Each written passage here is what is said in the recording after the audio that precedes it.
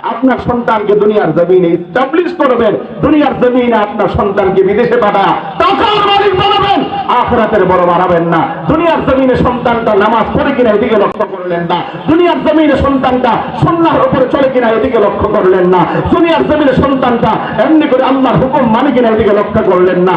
আরে কপাল পোড়া বাপ আপনি, কপাল পোড়া বাপ। আপনার সন্তানটা সকাল বেলাতে বের হয়, এমনি করে সন্ধ্যাবেলা ঘরে আসে, এভাবে করে করে একবারও খোঁজ খবর দিলেন না ও কার সাথে চললো, কিভাবে চললো, কোন বন্ধুর সাথে চললো, ও সারাদিন কি কর্ম করলো, একটা খবর নিলেন না।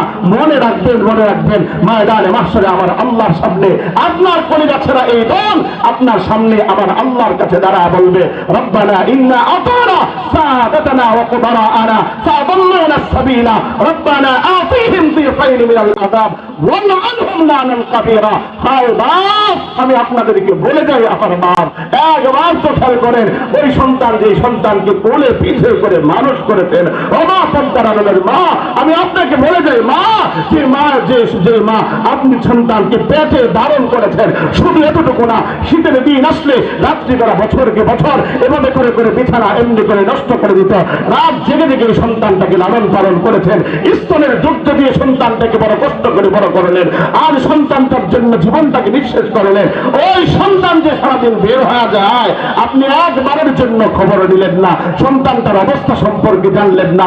ওই আদরের সন্তান ওই কলিজা ছেড়া বল ময়দানে মাহশরে আল্লাহর কাছে দাঁড়া বলবে, আল্লাহ দুনিয়ার জমিনে আমি বুঝি নাই, আল্লাহ আমাকে আমার মা বাবা আমার সঠিক পথে পরিচালনা করে নাই, যার কারণে আমি গোমরা হয়েছি, আল্লাহ আমার তো তুমি শাস্তি দিবা, আমার তো জাহান্নামে ফেলবা, আসো না আনো না আমার মা বাবারে, ওদের পাড়া পাড়ায় আজকে জাহান্নামে যাবো।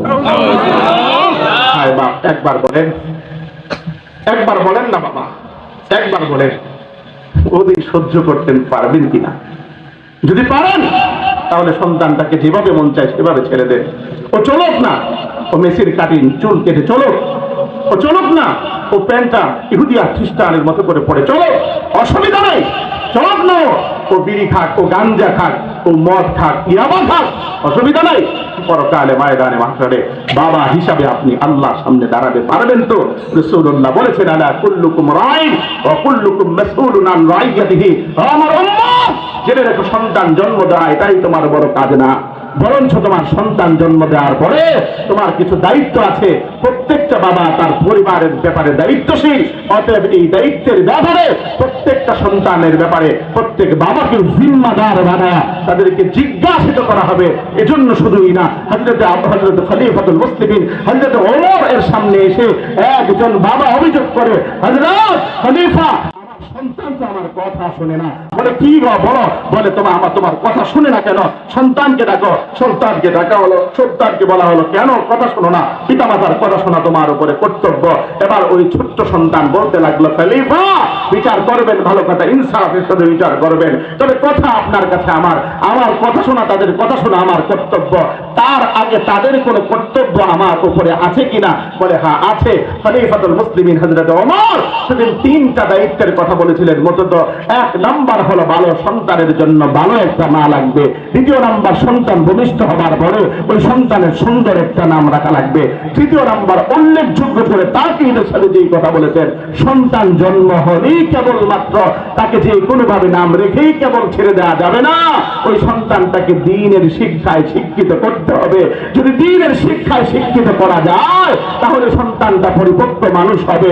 ওই আবার ছোট্ট সন্তান ডেকে ডেকে বলতে লাগলো, খলিফা তাহলে শোনেন, আমার মা কোনো ভালো মা না, আমার মা হলো হিন্দার দাসী, দ্বিতীয় নাম্বারে আমার বাবা জন্মের পরে আমার ভালো কোনো নাম রাখে নাই, আমার বাবা আমার নাম লিখেছে হাফ, যার অর্থ হলো চামচিকা, তৃতীয় নাম্বার আমাকে ইলমে দ্বীন শিক্ষা দিবে, দূরের কথা আমার আল্লাহকে চিনায় না, আমার নবীকে চিনায় নাই, কাজে আমি তাদের কথা শুনতে পারি না। খলিফাতুল মুসলিমিন সেদিন যে কথাটা বলেছিলেন, প্রত্যেকটা বাবা সেই কথাগুলো আজ জেনে রাখা দরকার। বাপ খেয়াল করে শোনেন, সেদিন তিনি বলেছিলেন, আহারে চারা রোপণ করার পরে সেই চারা থেকে ভালো কিছু যদি পরিচর্যা না করা হয়, সেই চারা থেকে যেমন ভালো কিছু আশা করা যায় না, সন্তান জন্ম দেওয়ার পরে ওই সন্তানকে যদি ঠিকভাবে পরিচর্যা না করা হয়, ইলমে দ্বীন শিক্ষা না দেওয়া হয়, খোদার কসম ওই সন্তান থেকেও ভালো কিছু আশা করা যায় না। করে কোন ঠিক কিনা?